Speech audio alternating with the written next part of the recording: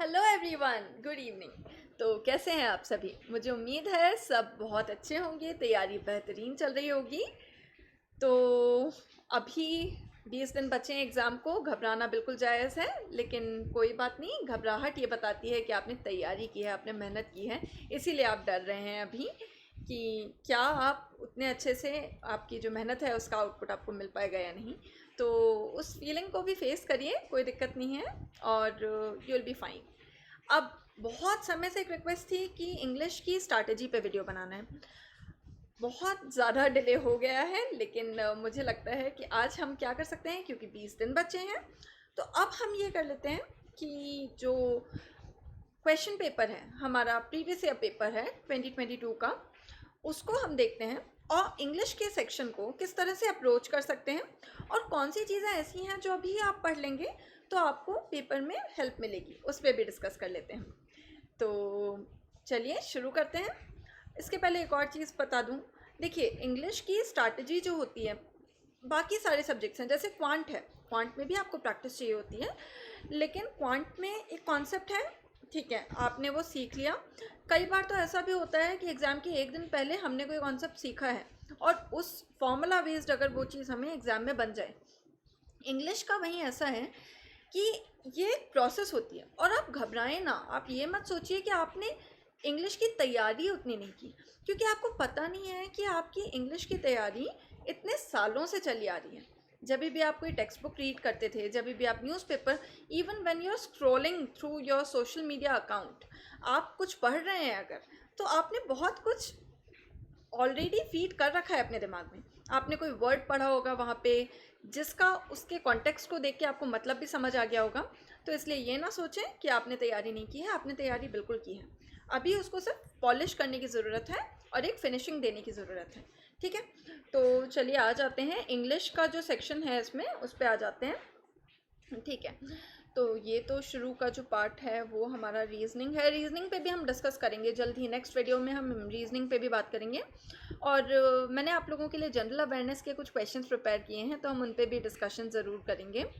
Marathon sessions plan किए हैं कुछ, तो डेफिनेटली उन पे भी हम चर्चा करेंगे आने वाले दिनों में। तो अगर आपने चैनल को सब्सक्राइब नहीं किया है तो कर लें, जिसमें वो वीडियोस आपको मिल पाएँ, ठीक है। चलिए, तो देखिए, इसमें हम एक काम करते हैं, हम इसमें आते हैं जो हमारा लास्ट यहाँ पे, जस्ट अ मोमेंट, ठीक है।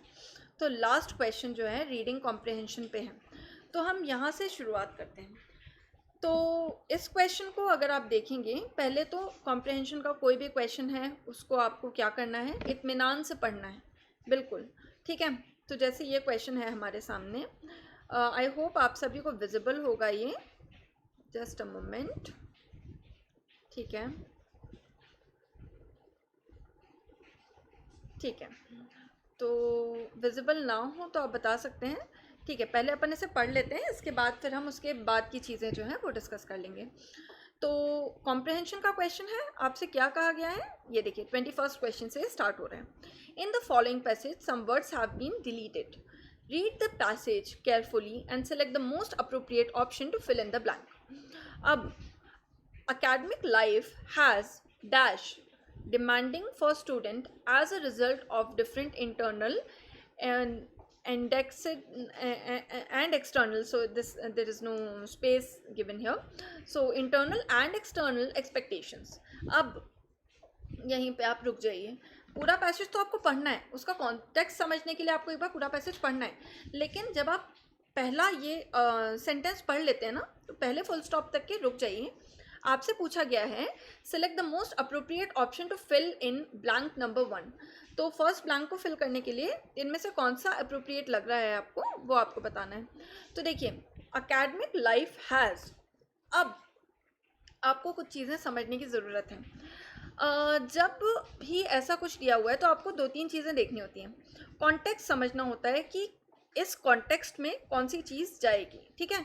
और आपको टेंस भी देखना होता है कि कौन सा टेंस यूज़ किया गया है, और जो सेंटेंस में कौन सा टेंस है और ऑप्शंस में कौन सा टेंस है, ठीक है। तो जैसे कि अगर जब हम इस क्वेश्चन की बात करते हैं, तो देखिए, सबसे पहले हमको क्या समझना है, ऑप्शन नंबर 1 में लिखा हुआ है बिकम्स, ठीक है।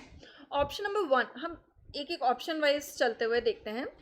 तो इधर पे अगर आप देखें, देखिए सारे ऑप्शंस में आपको क्या करना है, पहले तो पैसेज को एनालाइज करना है, उसके बाद आपको सारे ऑप्शंस को देखना है।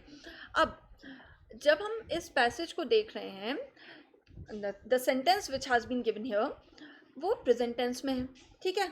ये हमको दिख रहा है academic life has dash demanding for student as a result of different internal and external expectations।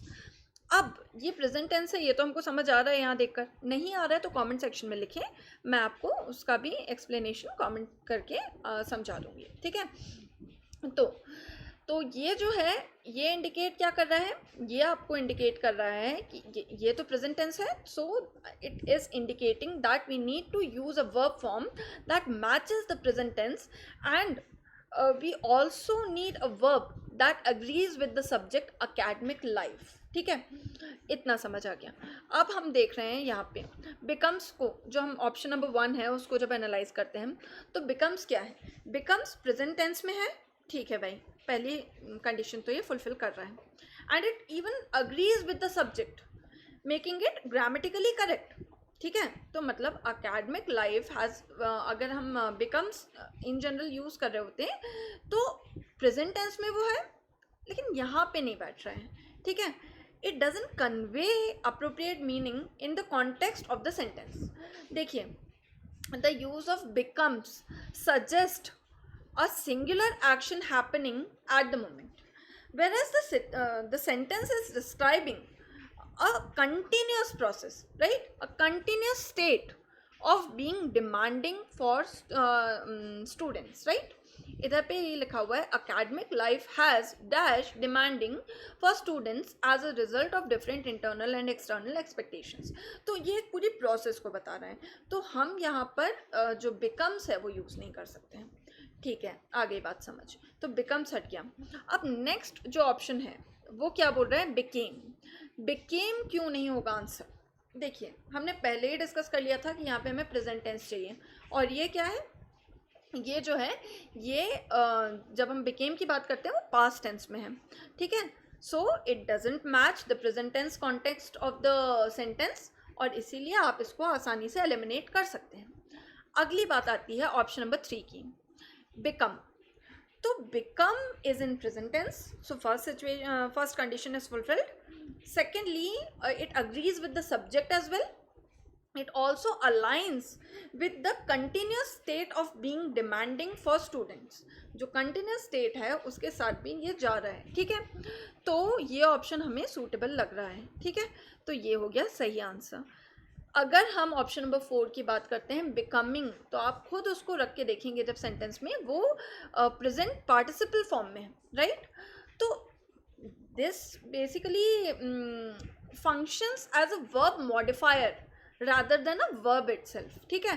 And it doesn't work well, you can say as the main verb in the sentence, so see it doesn't work well as the main verb in the sentence, okay।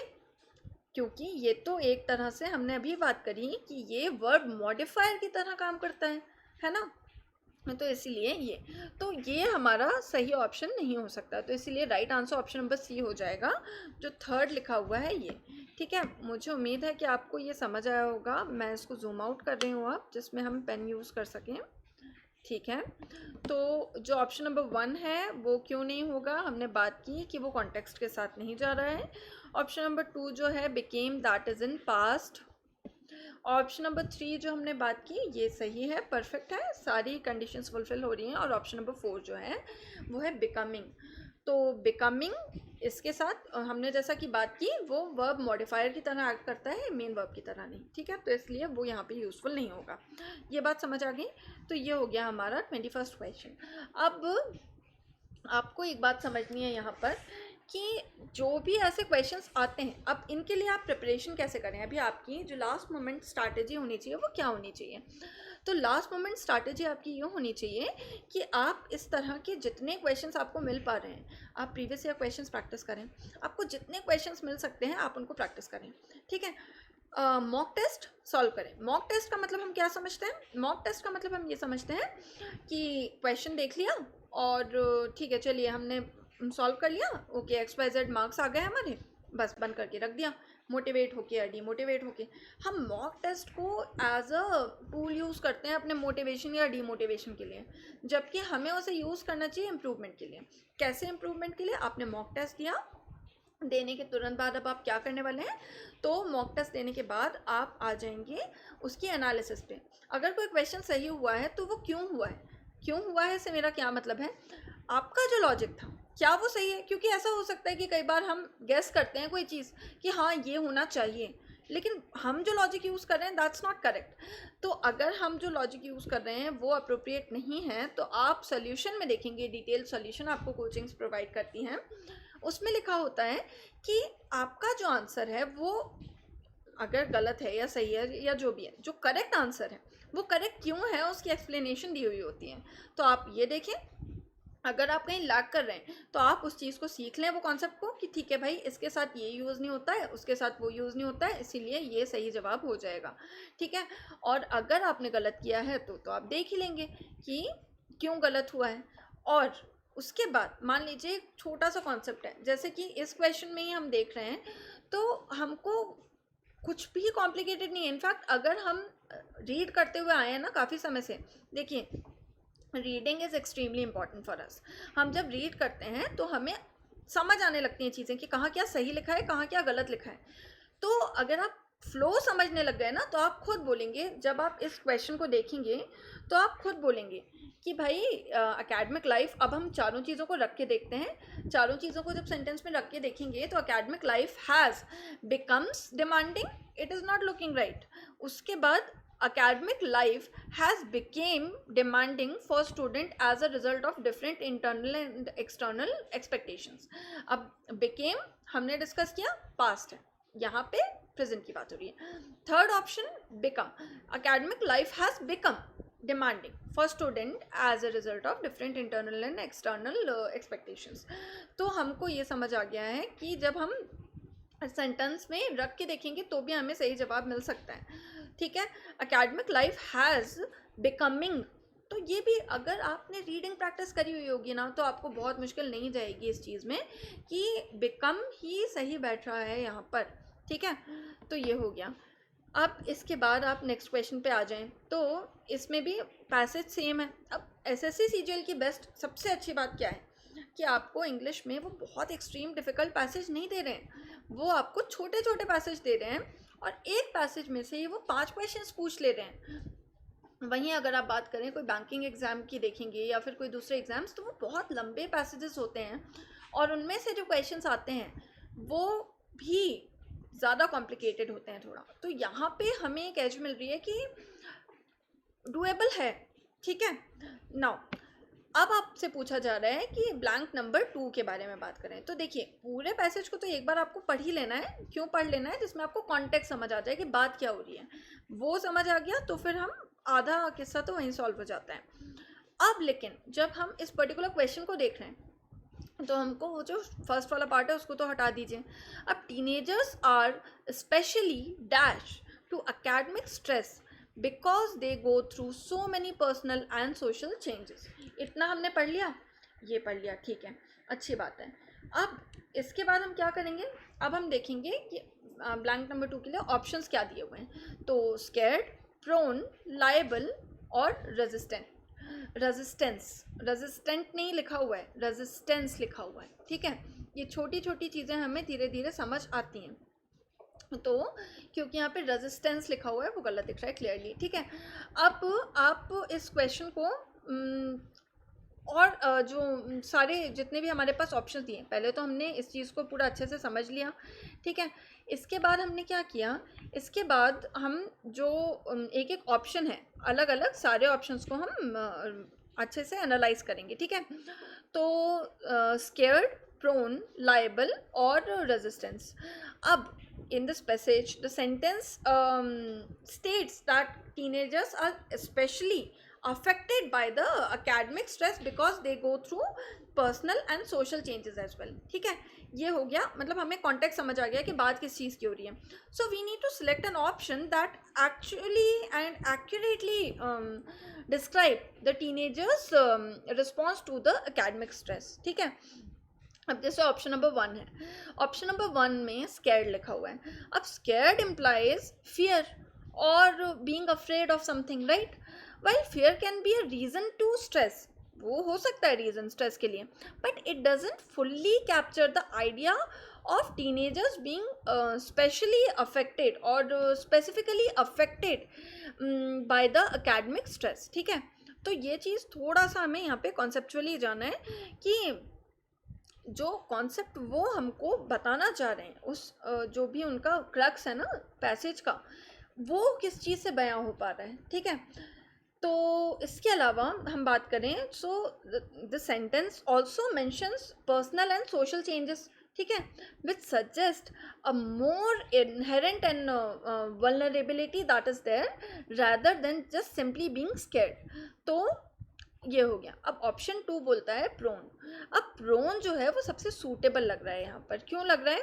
C, prone means having a tendency और some having a tendency of some kind, okay? तो किसी भी चीज़ के लिए अगर हमारी कोई tendency होती है पर्टिकुलर, तो अगर इस कॉन्टेक्स्ट में हम बात करते हैं तो it accurately reflects the idea that teenagers are more likely to experience the academic stress due to their personal and social changes. So it aligns well with the overall meaning of the passage. Okay, third option तो clearly eliminate कर सकते हो। Liable है, liable का मतलब क्या होता है? लीगली रिस्पॉन्सिबल और अकाउंटेबल फॉर समथिंग। ठीक है, तो इसको हम ब्रॉडर सेंस में यूज़ कर सकते हैं किसी भी तरह की एक वल्नरेबिलिटी शो करने के लिए, लेकिन यहाँ पे फिट नहीं हो रहा है। प्रोन फिट हो रहा है जितना, उतना यहाँ पे ये फिट नहीं हो रहा है। ठीक है, इसके अलावा ऑप्शन नंबर 4 जो है रेजिस्टेंस, तो ये तो अलाइन ही नहीं हो रहा है इंटेंशन से। जो इंटेंडेड मीनिंग होता है पैसेज का उससे अलाइन ही नहीं हो रहा है, तो इसलिए ये कहीं से भी सही नहीं हो सकता है। ठीक है, अब इतना हमें देखने के बाद ये समझ आ रहा है कि जो ऑप्शन नंबर 2 है प्रोन है, वो सबसे अप्रोप्रिएट आंसर है, जो कि जो पैसेज का आइडिया है उसको प्रॉपरली एक्यूरेटली रिफ्लेक्ट कर पा रहा है। ठीक है, तो इसीलिए ये हो जाएगा हमारा राइट आंसर। ठीक है, तो इस तरह से आप रीडिंग कॉम्प्रिहेंशन के क्वेश्चंस को टैकल करेंगे। अब इसके आगे भी और क्वेश्चंस हैं, मैं चाहती हूँ कि आप लोग ये जो नेक्स्ट 2 क्वेश्चंस हैं, आप लोगों के लिए ये टास्क है कि आपको क्वेश्चन नंबर 23 और 24 और 25, ये जो 3 क्वेश्चंस हैं, इनके आंसर्स तो यहाँ पे लिखे हुए हैं, लेकिन आपको ये बताना है कि वो आंसर क्यों है, उसका एक्सप्लेनेशन आपको कमेंट सेक्शन में लिखना है 23, 24 और 25 का। ठीक है, आप स्क्रीनशॉट ले लीजिए पॉज करके आराम से, और उसके बाद आप इन्हें सॉल्व करिए और ज़रूर बताइए आंसर क्या है। वो तो हमें पता है, लेकिन क्यों है वो आपको बताना है। ठीक है, तो ये हो गए आरसी के क्वेश्चंस। ठीक है, चलिए अच्छी बात है। अब हम ना बहुत ज़्यादा टेक्निकल ना जाके हम क्या करेंगे कि अप्रोच क्या होना चाहिए एग्ज़ाम में, उस तरह से बात कर रहे हैं। तो देखिए, अब 20th क्वेश्चन तो क्या पूछ रहा है आपसे? आपको ये पूछा गया है कि इनमें से कौन सा इनकरेक्टली स्पेल्ड वर्ड है। तो वो तो फिर आपको क्या है कि जितनी भी आप रीडिंग करते हैं और अलग अलग वोकैब जब आप पढ़ते हैं, तो वोकैब में आपको चीज़ों की स्पेलिंग भी साथ में देखते हुए चलना है। और जब आपकी रीडिंग की बहुत ज़्यादा प्रैक्टिस हो जाती है तो आपको अपने आप दिखने लगता है कि भाई ये गलत है। रीडिंग के साथ साथ अगर राइटिंग प्रैक्टिस भी रही है आपकी तो वो बहुत ही अच्छी बात है। तो अकरेंस, इसमें आप देखिए हमेशा ना कोई भी वर्ड है ना तो उसको टुकड़ों में तोड़ के देखिए कि जैसे अकरेंस है। अब जब आप इधर पे देखेंगे तो यहाँ पे अकरेंस, अकरेंस, ठीक है, अब उसमें ए यूज़ किया है उन्होंने। इधर पे जो स्पेलिंग दी हुई है वो ए यूज़ किया हुआ है, बट यहाँ पे ए नहीं आएगा, यहाँ पे ई आएगा। आप उसको अपने दिमाग में सुनिए, उसका प्रोनाउंसिएशन तो हम जानते हैं अकरेंस का क्या है, तो वो ई एन सी है या फिर ए एन सी ई, वो आपका दिमाग ही जवाब दे देगा उसका। ठीक है, तो इसलिए कोई भी वर्ड है तो उसको ऐसे खुद से आप एक बार सुनिए अपने कानों में। अब चलिए 19th क्वेश्चन को देखते हैं। तो ये हो जाएगा आपका जो आपके सेंटेंसेस दिए अलग अलग दिए हुए हैं आपको, उनको आपको ऑर्डर में आपको ऑर्डर में उनको सेलेक्ट करना है, जिससे वो एक कोहेरेंट पैराग्राफ बन जाए। तो इस तरह के क्वेश्चंस के लिए अप्रोच क्या होता है, जब भी जम्बल्ड सेंटेंस हो, जम्बल्ड आपको पैराग्राफ दिया हुआ है और उसमें आपको जो सीक्वेंस बताना है सेंटेंस का, तो उसमें आपको क्या करना होता है। सबसे पहले तो आप ये देखिए PQRS स्टेटमेंट्स दिए हुए हैं। अब आप देखिए कि कौन सा ऑप्शन में इंट्रोडक्टरी लाइन है, ठीक है, इंट्रोडक्शन। अब हम एक चीज़ देखते हैं, in Tokyo they built N express way linking the international airport, ठीक है। अब एक बात आपको ये समझ आनी चाहिए, इतना ही पढ़ के आ जाएगी, क्या आ जाएगी, ये आ जाएगी कि दे यूज़ किया है। अब दे कौन है भाई, हमें क्या पता कि दे कौन है, दे कौन है वो तो पहले उन्होंने इंट्रोड्यूस किया होगा। अगर उन्होंने दे से बात शुरू की होती तो किसी को ये नहीं समझ आता, तो फिर ये लॉजिकल कैसे हुआ, बिल्कुल नहीं हो सकता है। तो दे से तो वो स्टार्ट नहीं हो सकता है, राइट। तो इसीलिए हमारा P जो है वो तो इंट्रोडक्टरी सेंटेंस नहीं हो सकता। चलिए अच्छी बात है, तो हमने P को एलिमिनेट कर दिया, P हमारा गया, तो P गया तो ऑप्शन नंबर 4 गया। अब हम देखते हैं Q हो सकता है क्या। अब Q में भी दीज इंफ्रास्ट्रक्चर इम्प्रूवमेंट्स हेल्प्ड, तो एक बात सोचिए कि कौन से दीज, कौन से। अब अगर मैंने किसी पैराग्राफ को दीज से शुरू किया है तो किसको पता कि किस कॉन्टेक्स्ट में बात हो रही है, ये तो पता ही नहीं है, तो इसीलिए ये भी गलत हो गया। दीज से तो ये शुरू ही नहीं हो सकता है, तो गलत, बिल्कुल ठीक है। तो क्यू से भी शुरू नहीं हो रहा, मतलब ऑप्शन नंबर 2 भी गया। अब हम देखते हैं ऑप्शन नंबर 3 आर। तो Tokyo 2020 was supposed to be a great economic stimulus, replicating the achievements of Tokyo 1964। Introductory लग रहा है, बिल्कुल लग रहा है। तो ये इंट्रोडक्शन दे रहा है, हमें समझ आ रहा है कि ये इंट्रोडक्शन दे रहे हैं, बिल्कुल हो सकता है। The next one is it was thanks to hosting the Olympics that Japan invested in infrastructure such as the famous Shinkansen bullet train, right। अब देखिए एक बात आप ध्यान रखिए, इधर पे भी इट किसी चीज़ को रेफर कर रहा है, कितना आसान सवाल है, कितना आसान। तो आपका ये जो पैराजम्बल वाले क्वेश्चंस हैं वो कभी गलत नहीं होंगे अगर आप इस अप्रोच से जाएंगे। अब आपको पता चल गया आर फर्स्ट है। अब ये देखिए कि अगर ये कोई और एग्ज़ाम होता तो मोस्टली क्या होता है कि आपको बाकी के जो हैं, जैसे मतलब आर से आपको कई ऑप्शंस दिए जाते हैं, RPQS RSPQ इस तरह से। यहाँ पे आर से सिर्फ एक ही ऑप्शन है, तो हमको क्लियरली पता चल गया कि सही जवाब है option number 1 RSPQ।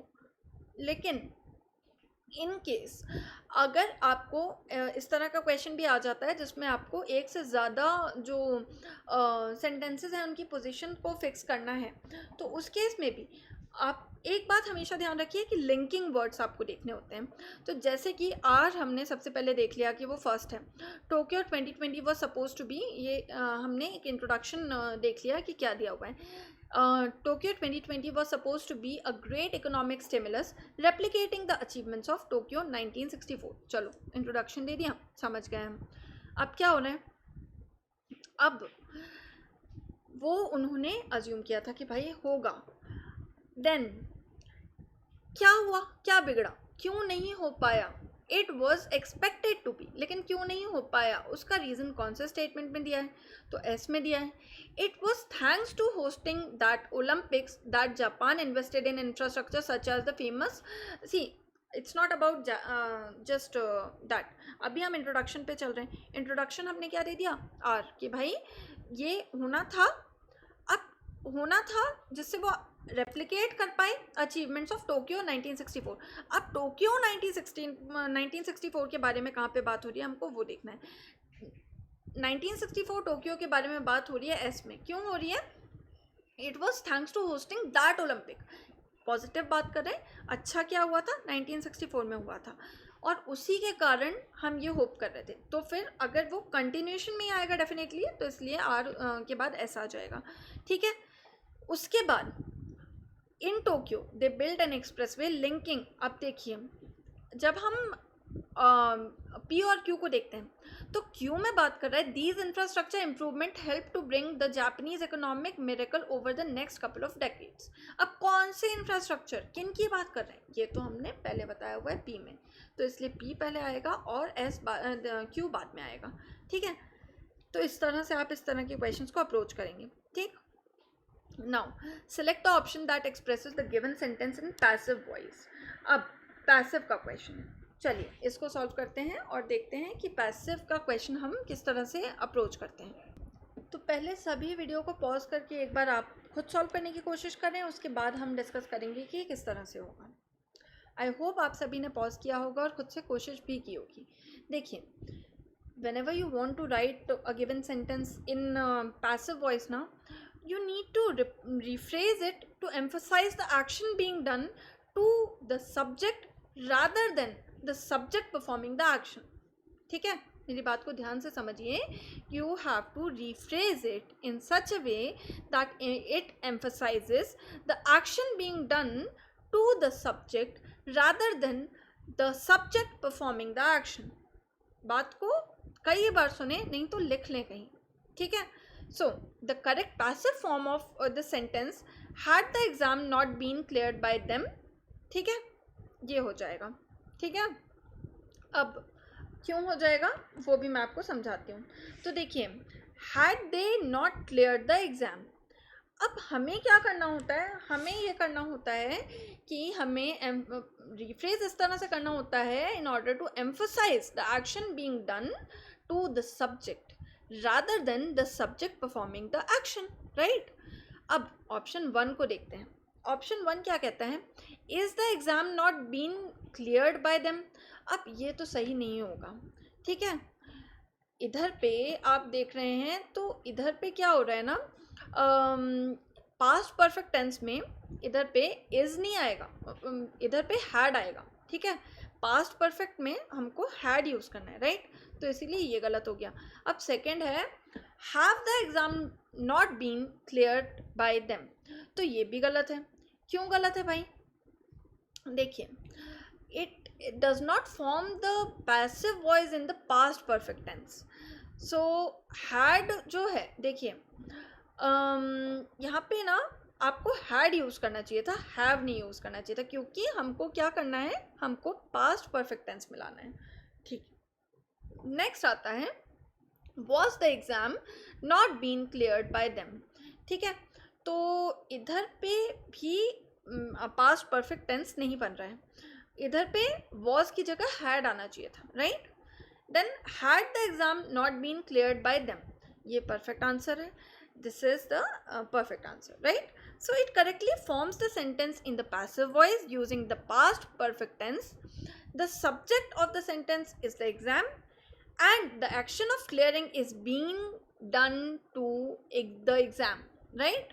So that is the reason why this option is correct. Okay, I hope that you all got it. If you have any doubts, please feel free to write down in the comment section. Okay, so now we are done with this. Now 17, the following sentence has been split into 4 segments. You have to identify the segment that contains a grammatical error. There is a whole world out there is visible from the naked eye. Now reading practice अगर आपने रखी होगी तो पढ़ते बराबर आपको समझ आ जाएगा कि भाई गलत सेंटेंस है, क्यों गलत है वो भी आ जाएगा समझ, तो कहाँ गलत है वो भी आ जाएगा समझ। तो there is a whole world out there that is invisible from the naked eye. ठीक है, तो इस क्वेश्चन को आप देखें, सारे पार्ट्स को ध्यान से देखें, वीडियो को पॉज करें और उसके बाद रेज्यूम करें, फिर हम इसका आंसर डिस्कस करते हैं।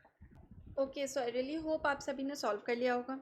तो इधर पे क्या हो रहा है, there is a whole world, सही है, कोई दिक्कत नहीं है, आउट देयर दैट, सही है, is invisible from the naked आई। अब एक बात सोचिए, हम किसी चीज़ को कैसे बोलते हैं, it is invisible to the naked eye, from नहीं कहते हैं। ठीक है, तो वो हिंदी की बात है कि आँखों से, लेकिन इंग्लिश में जब हम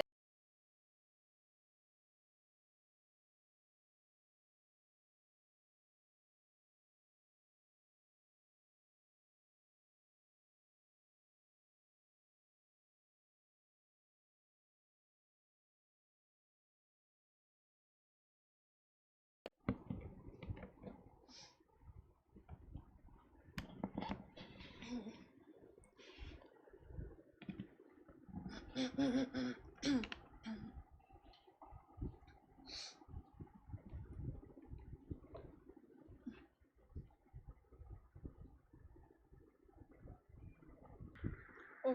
तो I hope you are clear कि इनविजिबल टू नेकेड आई होता है, इनविजिबल फ्रॉम नहीं होता है। तो इसलिए ये आंसर हो जाएगा आपका कि कौन सा गलत है। थोड़ा सा आराम से चैन से अगर आप एक इसको देखेंगे सेंटेंस को, तो कुछ भी कठिन नहीं है इसमें। आप जब ध्यान से देखेंगे, there is a whole world, ठीक है, आउट देयर, दैट कोई दिक्कत नहीं है, is invisible from the naked eye. From the naked eye नहीं होता है, टू द नेकेड आई होता है, ठीक है। चलिए, इसके ऊपर है seeing my messy room, my mother taught me to keep everything in order, now my room is. अब देखिए सबसे अप्रोप्रिएट क्या है इधर पे जो ब्लैंक को फिल करने के लिए। तो कॉन्टेक्स्ट समझिए, कॉन्टेक्स्ट क्या है। अब भाई मेरा रूम बहुत फैला हुआ रहता था, मेरी मम्मी ने मुझे सभी चीज़ों को जमा के रखना सिखाया, और अब मेरा जो रूम है, अब अपन क्या करते हैं, अपन एलिमिनेट करते हैं ऑप्शंस, ठीक है, ऑन डिमांड। अब भाई ऑन डिमांड कैसे हो जाएगा रूम, ये तो नहीं बैठ रहा है इधर पे। देन ऑफ नो अवेल, ये भी सही नहीं बैठ रहा है, ठीक है। हाई एंड ड्राई, ये भी सही नहीं बैठ रहा है। ये मैं आपको एक जनरल अप्रोच बता रही हूँ, इसके बाद हम टेक्निकल बात भी करेंगे पूरी, ठीक है। स्पिक एंड स्पैन, अब जल्दी से कमेंट सेक्शन में लिख के बताइए कि इसका मतलब क्या होता है। तो देखिए हम ऑप्शंस को सभी को जितने भी हैं, ठीक है, ये क्वेश्चन हम कह सकते हैं कि कॉमन सेंस से सॉल्व होने वाला क्वेश्चंस में से नहीं होगा। इसमें आपको थोड़ा सा आइडिया होना ज़रूरी है इन चीज़ों का, ठीक है। देखिए ऑन डिमांड पहला ऑप्शन था, क्या था, एज सून एज, उसका मतलब होता है या वेन एवर रिक्वायर्ड, ठीक है, जितने जल्दी से जल्द, है ना, या जब भी आवश्यक हो, ठीक है। अब of no avail, of no avail क्या होता है, मतलब बिना किसी सफलता के, बिना किसी सक्सेस के, ठीक है, और बिना किसी इफ़ेक्ट के, ये होता है ऑफ नो अवेल। अब स्पिक एंड स्पैन, अब ये अगर आपने पहले पढ़ा होगा तो आपसे बनेगा, नहीं पढ़ा होगा तो ये क्वेश्चन ट्रिकी हो सकता है। स्पिक एंड स्पैन का मतलब होता है neat, clean and well looked after, ठीक है। और हाई एंड ड्राई का मतलब होता है विदाउट एनी हेल्प और विदाउट एनी रिसोर्स, ठीक है। तो अब इस क्वेश्चन के लिए मैं कह सकती हूँ कि ठीक है, अगर आपने पहले से प्रिपरेशन नहीं की है, अगर आपने ये चीज़ को नहीं पढ़ा है पहले, तो हो सकता है कि थोड़ा डिफ़िकल्ट जाए। लेकिन इसके लिए आप क्या कर सकते हैं, इस तरह के जितने भी हमारे पास देखिए हमें क्या करना है, ये जितने भी आपके फ्रेजेस हैं ना, इनको आप ज़्यादा से ज़्यादा, अभी से 20 दिन बचे हैं, ज़्यादा से ज़्यादा फ्रेजेस को आप प्रैक्टिस करने की कोशिश करिए। उससे क्या होगा, आप एक दिन में कुछ एक नंबर्स फिक्स कर लीजिए कि इतने मुझे फ्रेजेस करने ही हैं। अब जब आप वो करेंगे तो देर आर चांसेस कि उन्हीं में से कोई चीज़ आती है, नहीं भी आती तो हो सकता है कोई ऑप्शन आप एलिमिनेट कर पाएँ, और ऑप्शन एलिमिनेशन से भी बहुत क्वेश्चन सॉल्व होते हैं। तो इसीलिए इसके लिए मैं यही सजेस्ट करूँगी कि थोड़ा सा आपको रीड करना ज़रूरी है, ठीक है। चलिए अब हम आते हैं 15th क्वेश्चन पे, तो जस्ट अ मोमेंट, ठीक है। 15th question, now you have to select the most appropriate option that can substitute the underlined segment in the given sentence. I am been working here for past 10 years. अब अगर आप थोड़ा भी read करते आ रहे हैं, आप डेफिनेटली देखते से बोलेंगे I have been working होता है, I am been working नहीं होता है, ठीक है। तो सेकेंड ऑप्शन भी देख लीजिए, is been working होता है क्या, बिल्कुल नहीं होता है। तो ये क्वेश्चन तो मैं ऐसा कहूँगी कि कुछ इस तरह से है कि अगर आप थोड़ा भी रीडिंग प्रैक्टिस रखते हुए आए हैं तो आप इस एरर को बहुत ही जल्द पकड़ लेंगे, ठीक है। तो इसमें बहुत ज़्यादा डिफ़िकल्ट कुछ भी नहीं है, ये सिंपल क्वेश्चन है, इसको आप बहुत ईजीली सॉल्व कर सकते हैं। तो देखिए क्या है, I have been working here for past 10 years सही हो जाएगा, ठीक है। क्यों हो जाएगा, क्योंकि इसमें जो प्रेजेंट परफेक्ट टेंस है उसको यूज़ किया गया है, ठीक है। So it is use to indicate an action that started in the past and continues up to the present, है ना। तो इससे हमें ये पता चल रहा है, जैसे हम क्वेश्चन में देख पा रहे हैं कि आपसे पूछा गया है जो सेंटेंस है उसका मतलब हमें क्या, उसमें ये लिखा हुआ है पास्ट टेनियस, मतलब पहले से कुछ करते हुए आ रहे हैं। अब जब हम पहले से कुछ करते हुए आ रहे होते हैं तो उसमें हम क्या यूज़ करते हैं, उसमें हमें definitely present perfect tense use करना है। मतलब हम किसी चीज़ को जो पहले से करते हुए आ रहे हैं और अभी भी हम कंटिन्यू कर रहे हैं, ठीक है। ये हो जाएगा आपका right answer. Now here you have to select the most appropriate synonym of the word that is underlined here. तो perils of smoking and tobacco can never be ignored. अब देखिए, कुछ चीज़ें होती हैं जो हमें जनरल नॉलेज से भी करनी होती हैं, ठीक है। जनरल जो एक कॉमन सेंस होता है ना, बिल्कुल हमें पता है कि यहाँ भाई कोई पॉजिटिव बात तो हो नहीं रही है कि आंसर डिलाइट या फिर बेनिफिट हो, ठीक है। स्मोकिंग एंड टोबैको की बात की हुई है, ठीक है। अभी इस क्वेश्चन को मैं आपको कहती हूँ कि अगर आपको मतलब नहीं भी पता है पेरिल्स का तो भी आप बहुत आसानी से सॉल्व कर सकते हैं। कैसे कर सकते हैं, ऐसे कर सकते हैं कि इधर पे हमें ये पता है कि स्मोकिंग एंड टोबैको की बात की हुई है और यहाँ पे ये चीज़ देखिए, आपको एक चीज़ समझ आनी ज़रूरी है। Smoking and tobacco carry significant risk and danger, ये तो हम समझते हैं, है ना। तो अब यहाँ पे जो ऑप्शंस हमें दिए हुए हैं, डिलाइट बिल्कुल नहीं होगा, बेनिफिट बिल्कुल नहीं होगा, हैज़ार्ड्स हो सकता है भाई, ह्यूमिलिएशन भी नहीं बैठ रहा है। तो यहाँ पे सबसे सूटेबल, अगर आपको मतलब नहीं पता है पेरिल्स का तो भी आप आंसर कर सकते हैं कि ये हो जाएगा हैज़ार्ड्स, ठीक है। तो ये हो गया आपका नेक्स्ट। अब इसके बाद हम आते हैं क्वेश्चन नंबर 13 पे। तो इधर पे आपसे पूछा गया है select the most appropriate synonym of the bracketed word to fill in the blank. There is a huge generation dash then void between Arun and his grand parent. अब ये भी बहुत ज़्यादा ही जनरल क्वेश्चन है। क्यों है जनरल क्वेश्चन, देखो भाई, जनरेशन गैप हमें पता है कि यहाँ पे सेंटेंस में ही वो सही बैठ रहा है, तो अगर बहुत ज़्यादा आपको डीप एनालिसिस की ज़रूरत नहीं पड़ेगी इस क्वेश्चन को आंसर करने में। क्यों नहीं पड़ेगी, क्योंकि बहुत ही सिंपल क्वेश्चन है। आप ऑप्शंस को एक एक बार रख के देखिए और आपको क्या सही साउंड कर रहा है, ठीक है। So the sentence that is given is there is a huge generation void between Arun and his grandparents. So it indicates a significant lack or absence of a generation between Arun and his grandparent. अब इस context में जब हम बात करते हैं तो gap word जो है वो सबसे अच्छा कन्वे कर पा रहा है इस चीज़ का मतलब, ठीक है। Meaning of an empty space और लैक ऑफ कनेक्शन, ठीक है। तो सबसे सूटेबल जो सिनोनिम है वॉइड का वो हो रहा है गैप, ठीक है। तो ये हम ऐसे आसानी से सॉल्व कर सकते हैं। ह्यूज जनरेशन एक्सपीरियंस कह सकते हैं क्या, बिल्कुल नहीं कह सकते हैं भाई। Huge generation memory between Arun and his grand parents, भाई दो चीज़ों के बीच में, ये आप पहले ही जब ये सेंटेंस को पढ़ेंगे ना, आपको पहले ही जितना भी आपने आज तक रीडिंग प्रैक्टिस किया होगा उससे आपको ये डेफिनेटली सॉल्व हो जाएगा। अच्छा, select the sentence that contains no spelling error. तो ये वाला क्वेश्चन जो है, अब इसके लिए ठीक है, मान सकते हैं कि ये थोड़ा सा डिफ़िकल्ट क्वेश्चन आप कंसिडर कर सकते हैं। अगर ये वर्ड आपने पहले कभी वोकैब में नहीं पढ़ा है तो हो सकता है कि इस क्वेश्चन को सॉल्व करने में आपको प्रॉब्लम जाए। तो इस तरह के क्वेश्चंस को अगर आपको लग रहा है कि भाई कभी पढ़ा ही नहीं है, कोई शब्द देखा ही नहीं है पहले कभी, तो फिर आप क्या कर सकते हैं, तो फिर आप उसको क्वेश्चन को स्किप भी कर सकते हैं, ठीक है। तो इधर पे जो, अगर आपने कभी वोकैब में ये पढ़ा हुआ होगा तो आप अटेम्प्ट करें, नहीं पढ़ा है तो फिर आप स्किप भी कर सकते हैं इस तरह के क्वेश्चंस, ठीक है नाउ। कुछ क्वेश्चंस छोड़ने के लिए भी आते हैं, ये भी याद रखिए क्योंकि नेगेटिव मार्किंग भी है आपकी। Now you have to select the correct passive form of the given sentence. Passive कैसे कन्वर्ट करते हैं हमने अभी डिस्कस किया था। क्या करना होता है, जल्दी से वो जो रूल मैंने आपको बताया था उसको एक बार कमेंट सेक्शन में लिखकर बताएं कि पैसिव में कन्वर्ट कैसे करते हैं।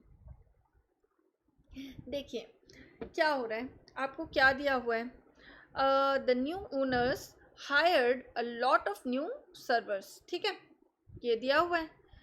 अब हमें क्या करना होता है, देखिए सबसे पहले वो जो रूल जो था वो मैंने आपको बताया था कि आपको क्या करना होता है। जल्दी से एक बार कमेंट सेक्शन में लिख के बता दें जिसमें मुझे संतुष्टि हो जाए कि आपने अच्छे से सुना है, जो भी मैं कह रही थी मेरी सारी बातों को आपने अच्छे से सुना है और समझा है, तो मुझे संतुष्टि हो जाएगी कि आपने पूरा लेक्चर अच्छे से अटेंड किया है।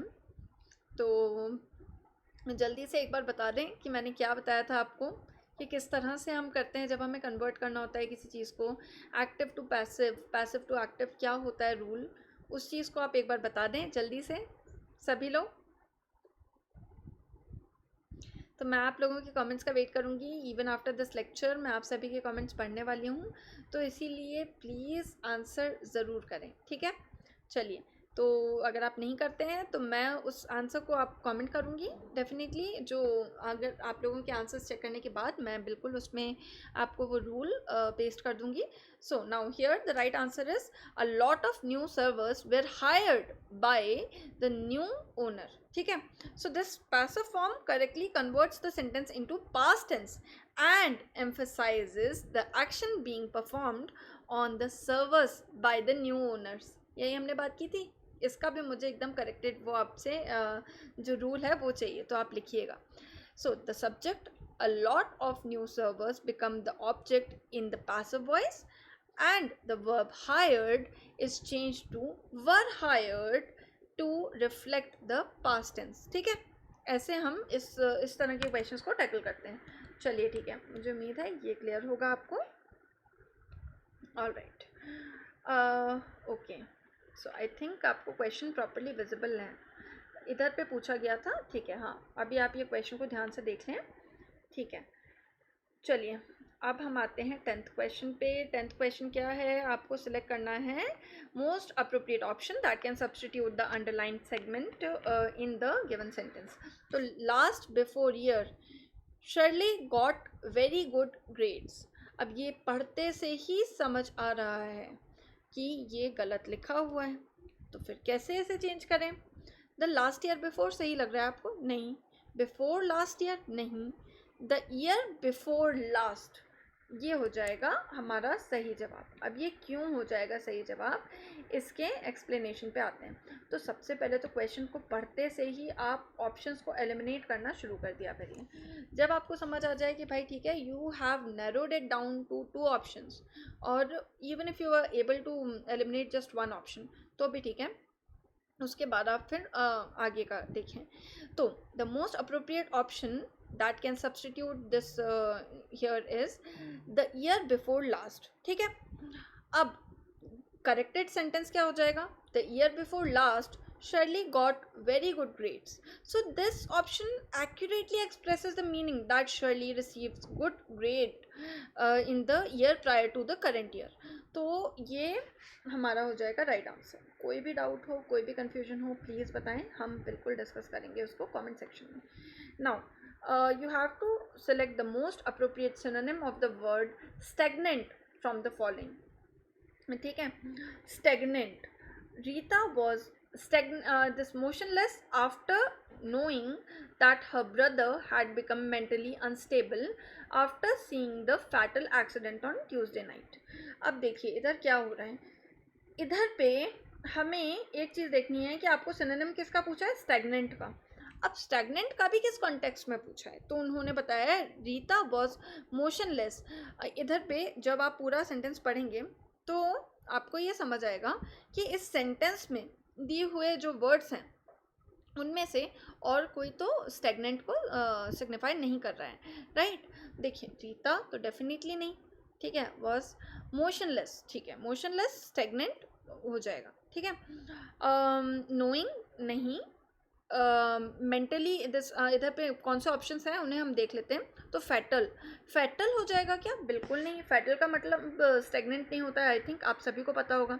अनस्टेबल, स्टेगनेंट नहीं, कोई लिंक नहीं है। एक्सीडेंट, स्टेगनेंट बिल्कुल नहीं। तो इस क्वेश्चन को सॉल्व करने के लिए आपको चाहिए क्या, इस क्वेश्चन को सॉल्व करने के लिए आपको स्टेगनेंट का मतलब पता होना चाहिए, दैट्स इट।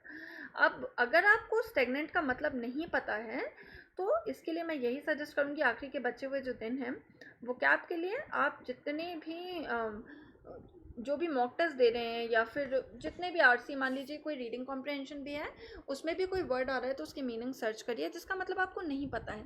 अब देखिए मोशनलेस का क्या मतलब है, रीता का जो स्टेट है after learning about her brothers mental instability वो मोशनलेस बताया गया है ना। तो इसका मतलब क्या है, विदाउट मूवमेंट और एक्टिविटी। और स्टेगनेंट का मतलब क्या होता है? स्टेगनेंट को भी तो हम लैक ऑफ मोबिलिटी और एक्टिविटी कह सकते हैं ना, लैक ऑफ मूवमेंट कह सकते हैं ना।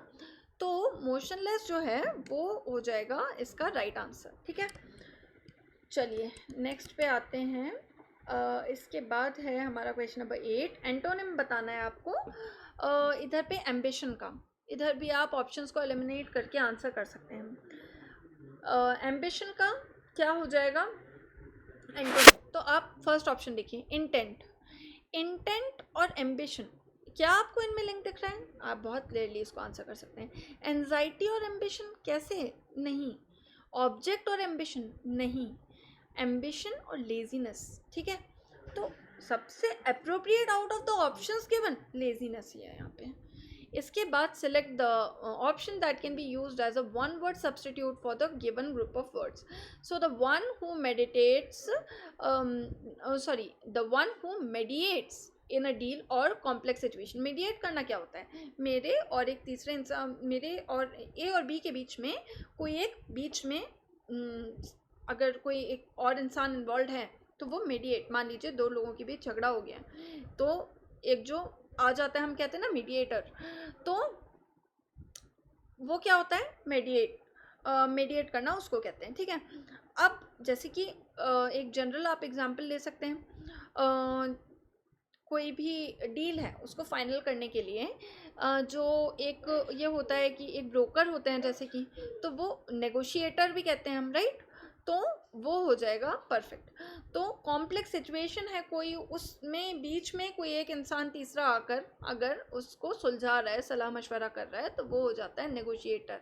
ठीक है, तो इक्वलाइज़र, सोलिसिटर, पेसिफायर नहीं, कुछ भी नहीं, नेगोशिएटर।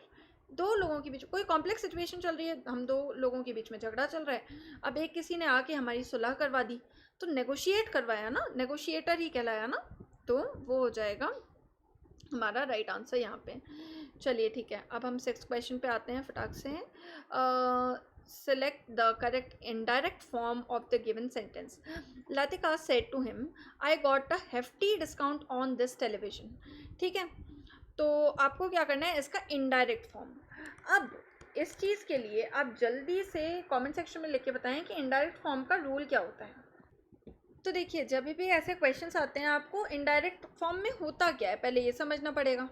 तो इनडायरेक्ट फॉर्म जब भी आपको लिखना होता है ना, तो उसके लिए आपको क्या करना पड़ता है? देखिए, कोई भी सेंटेंस है, कोई भी स्टेटमेंट है, तो यू नीड टू रिपोर्ट और convey the information without using the exact words और डायरेक्ट स्पीच। ठीक है, तो एक जनरल आपको गाइड दे देती हूँ जिससे आपको हेल्प मिलेगी। तो सबसे पहले आपको ना रिपोर्टिंग वर्ब को आइडेंटिफाई करना है।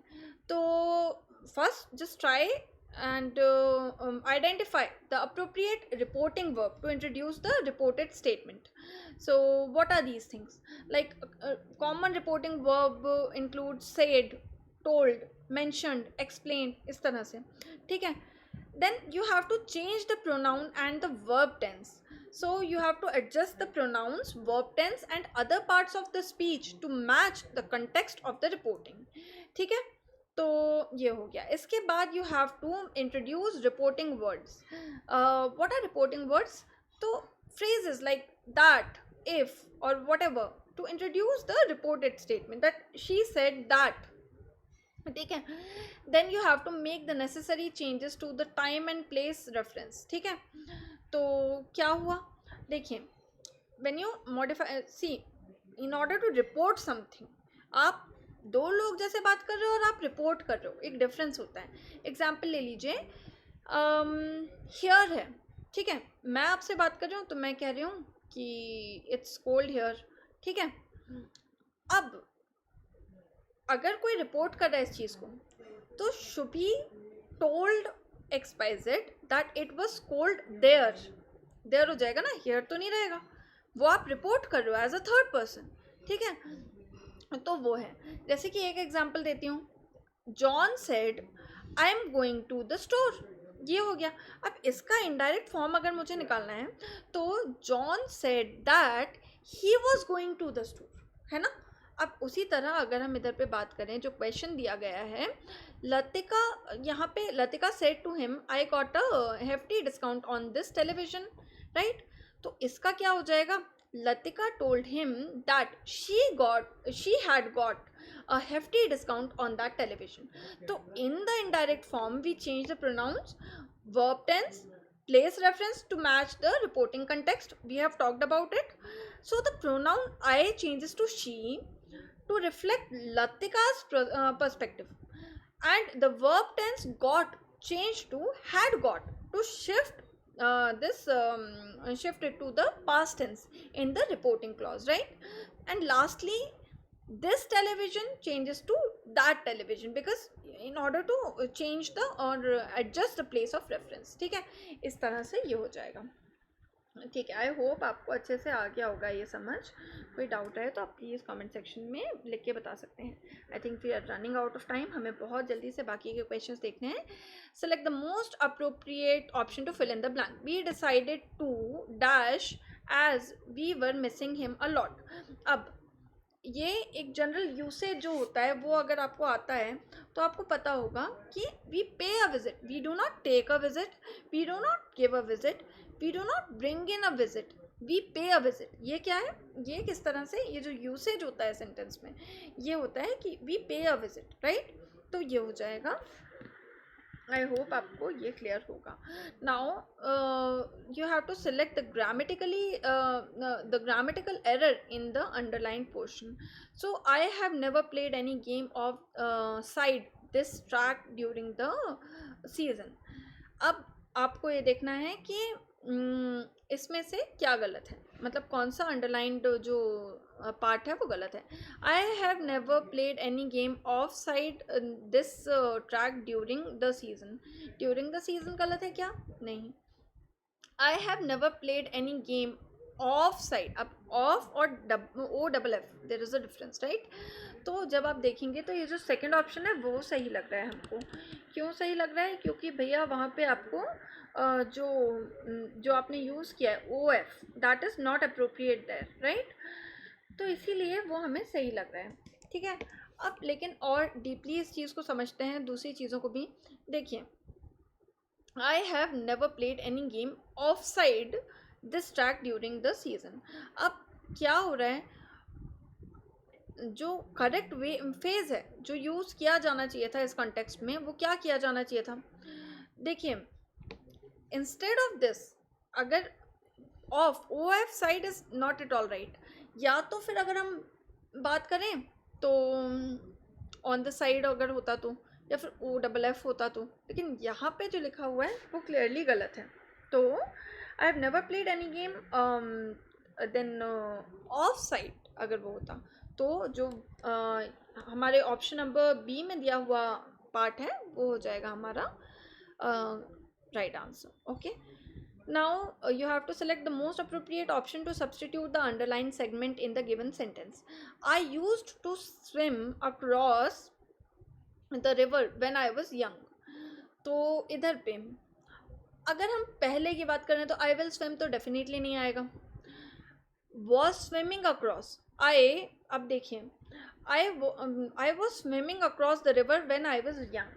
एक बार बड़े ध्यान से देखिए इसको, आपको इसमें गलती अपने आप पकड़ा जाएगी। I hope the screen is visible to you properly. अगर आपको विजिबल नहीं है तो आप एक बार मुझे कमेंट सेक्शन में बता दें, मैं उस पार्ट को रीअपलोड कर दूँगी। देखिए, तो इधर पे आप ऑप्शन नंबर 3 देखिए, I could swim across the river when I was young. अब जब हम पहले की बात कर रहे हैं तो this is the perfect one. क्यों है परफेक्ट, देखिए, this indicates the ability or the capability to swim across the river in past, which aligns with the original meaning of the sentence। तो जो फेज है used to, इसका मतलब ये हुआ कि मैं किसी पास्ट हैबिट या एबिलिटी की बात कर रही हूँ, और कोड जो है वो एक्यूरेटली इस मीनिंग को रिफ्लेक्ट कर पा रहा है, और इसीलिए ये हो जाएगा हमारा सही जवाब, ठीक है। All right, now question number 2, you have to select the most appropriate meaning of the given idiom। fair and square, fair and square हमने डिस्कस किया था, उसका मतलब क्या होता है, ऑनेस्टली। तो अगर नहीं भी पता है, नहीं पढ़ा है कहीं, तो एक बात ध्यान रखिए, अब वो आपको बोल रहे हैं ऑप्शंस, देखिए आप, ये इडियम है, फेयर स्किन तो नहीं होगा, राइट। मैं एक जनरल बात कर रही हूँ, अगर नहीं आता है तो आप ऑप्शंस भी एलिमिनेट कर सकते हो। फेयर स्किन को तो आप डायरेक्टली एलिमिनेट कर सकते हो, गुड लुकिंग को भी आप डायरेक्टली एलिमिनेट कर सकते हो I think. Fair and square, तो यहाँ पे सबसे ज़्यादा सूट जो हो रहा है वो ऑनेस्टली, अगर पढ़ा है तो बन जाएगा, नहीं पढ़ा है तो भी आप अटेम्प्ट कर सकते हो उस क्वेश्चन को। इसके बाद motorist committing this infraction are dash fined. अब होली फाइंड कुछ होता है क्या, नहीं होता है भाई, हार्डली फाइंड। अब मोटरिस्ट कमिटिंग दिस इन्फ्रैक्शन, किसी तरह का कोई अगर आपको बताया जा रहा है कि इस तरह की कोई गलती अगर वो कर रहे हैं तो दे आर हेविली फाइंड। पहले हम अगर ये ऑप्शन को देखते हैं, स्लोली फाइंड तो कुछ होगा नहीं भाई, हेविली फाइंड परफेक्टली बैठ रहा है उधर पे, ठीक है। तो even with common sense you can solve this question कि भाई हेविली फाइंड ही यहाँ पर सही बैठ रहा है। क्यों, अगर लॉजिकल बात करें कि भाई क्यों बैठ रहा है, अगर इन जनरल आप सॉल्व कर सकते हो, कठिन सवाल नहीं है, आसान नहीं है। सेकंड क्वेश्चन को मैं फिर भी कह सकती हूँ कि नहीं पढ़ा है तो हो सकता है ना बने, लेकिन ये नहीं। देखिए हेविली जो वर्ड है ना, that is commonly use to describe the severity or extent of a fine, right?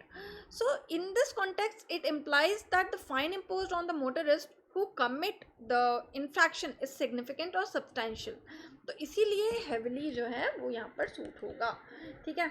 so that is it।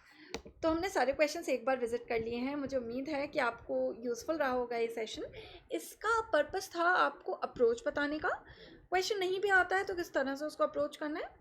और आने वाले दिनों में हम ज़रूर किसी वीडियो के साथ आएंगे जिसमें हम जो और क्वेश्चंस हैं प्रीवियस ईयर उनको डिस्कस करेंगे। और कमेंट सेक्शन में मुझे लिखकर ज़रूर बताएं कि आपने और कौन से पार्ट्स हैं जिनमें आपको डिफ़िकल्टी फेस करनी पड़ती है, तो हम उन पे भी अच्छे से डिस्कस कर सकते हैं।